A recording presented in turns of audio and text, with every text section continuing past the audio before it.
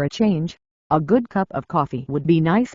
It does take some time and some energy to find a great cup of gourmet coffee these days.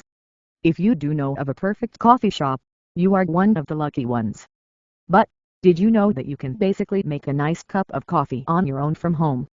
Here are 7 simple steps that you can take to produce the perfect cup of coffee every time. Start with quality. One of the most critical aspects of coffee drinking is the grade of the coffee that you start off with. If you have a favorite flavor, then purchase whole beans in that flavor. If you can't do this, it will allow you to get the most fresh coffee accessible. Grind away. Purchase a quality coffee grinder. Some of the best grinders available today are easy to use and easy to clean up. By grinding your own coffee beans, you'll be able to only grind what you need, meaning that you will have complete freshness in your coffee.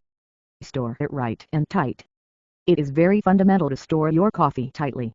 There oxidizes the coffee and can make it to get bitter quickly. Metal canisters can also enable a metal taste to get into the coffee, making it taste bad. The top solution is for a plastic or ceramic airtight container for your coffee and coffee beans. Also, store it at room temperature because the moisture in the fridge or freezer can make it go bad faster. Getting to the coffee. The maker. The coffee maker that you use is also critical. No matter what style that you go with, you can get a good cup of coffee out of it if you take the essential steps to keeping it fresh. For example, you should ensure that the coffee maker is kept clean after each use.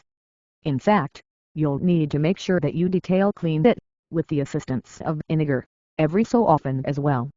Your preferences will ultimately determine which style of coffee maker you will use. Make sure that it uses a permanent filter in it.